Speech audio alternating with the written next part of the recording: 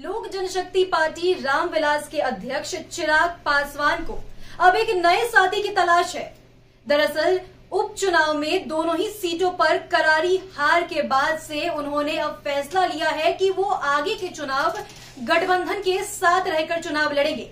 उनके इस बयान के बाद से राजनीतिक सरगर्मियां बढ़नी शुरू हो गई है। राजनीतिक सलाहकार अब कयास लगाए जा रहे हैं कि क्या चिराग पासवान महागठबंधन के साथ रहकर चुनाव लड़ते हैं या फिर एनडीए के साथ हो चले जाते हैं। आपको बता दें कि बीते सप्ताह चिराग पासवान ने अपने सोशल मीडिया अकाउंट पर एक तस्वीर शेयर की थी। वो तस्वीर हम आपको दिखाते हैं, जिस तस्वीर में वो नरेंद्र मोदी के साथ खड़े हैं। उनके इस तस्वीर के बाद से अटकलों का बाजार एक बार फिर से गर्म हो चला है। अब सभी ये उम्मीद जता रहे हैं कि क्या चिराग पासवान एनडीए गठबंधन के साथ हो चलेंगे, लेकिन चिराग पासवान की तरफ से अभी कोई फैसला नहीं आया है कि वो एनडीए गठबंधन के साथ रहेंगे। प्रवक्ताओं ने भी कुछ नहीं कहा है। हालांकि प्रवक्ताओं का ये कहना है कि अंतिम फैसला चिराग पासवान का होगा। दरअसल आपको बता दें कि चिराग पासवान ने फैसला लिया है कि अब वो गठबंधन के साथ रहकर चुनाव लड़ने वाले हैं, लेकिन बिहार एनडीए में गठबंधन हो पाएगा या नहीं ये कुछ कहा नहीं जा सकता, क्योंकि बिहार एनडीए के सर्वमान्य चेहरे हैं नीतीश कुमार। नीतीश कुमार ही अपना फैसला लेते हैं कि कौन गठबंधन के साथ होता है कौन नहीं।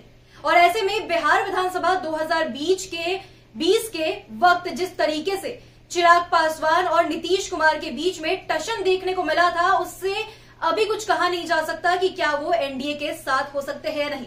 हालांकि बात करें अगर विपक्ष की पार्टियों की, यानी कि महागठबंधन के नेताओं की, तो लालू प्रसाद यादव ने तो खुलकर ऑफर दिया है चिराग पासवान को उनकी पार्टी में आ जाने के लिए, यानी कि महागठबंधन के साथ आ जाने के लिए। आपको बता दें कि 2020 के बिहार विधानसभा चुनाव के दौरान चिराग पासवान ने भले ही जेडीयू के प्रत्याशियों के खिलाफ अपनी पार्टी के उम्मीदवार उतारे थे, लेकिन उन्होंने बीजेपी के कैंडिडेट के खिलाफ किसी को नहीं उतारा था। उस दौरान चिराग पासवान ने घोषणा की थी कि उनका बीजेपी के साथ गठबंधन बरकरार रहेगा। इतना ही नहीं, चिराग पासवान ने खुद को प्रधानमंत्री नरेंद्र मोदी का हनुमान भी बताया था। चुनाव के बाद चाचा पशुपति कुमार पारस ने पार्टी और परिवार में बगावत की, तो बीजेपी ने अपने हनुमान का साथ नहीं दिया। इसको लेकर चिराग पासवान दुख जता रहे हैं। बीजेपी ने चिराग का साथ देने के बजाय बगावत करने वाले चाचा पशुपति कुमार पारस का साथ दिया और उन्हें केंद्रीय मंत्रिमंडल में जगह दी। ऐसे में देखना होगा कि क्या मजबूरीवश चिराग पासवान एक बार फिर बीजेपी के साथ जाते हैं नहीं। हालांकि चिराग पासवान को महागठबंधन का घटक दल बनने का ऑफर भी मिल चुका है। यह ऑफर खुद आरजेडी सुप्रीमो लालू प्रसाद यादव ने दिया था। तेजस्वी यादव भी मीडिया में बयान दे चुके हैं कि उनकी तरफ से चिराग पासवान के लिए दरवाजे हमेशा से खुले हैं, अब फैसला उन्हें लेना है। ऐसे में एक बड़ा सवाल उठता है कि आखिर चिराग पासवान महागठबंधन का घटक दल बनने से क्यों हिचक रहे हैं। बिहार में मौजूदा राजनीतिक हालात को देखें तो चिराग पासवान के सामने महागठबंधन या एनडीए के अलावा कोई भी संतोषजनक विकल्प नहीं दिखता।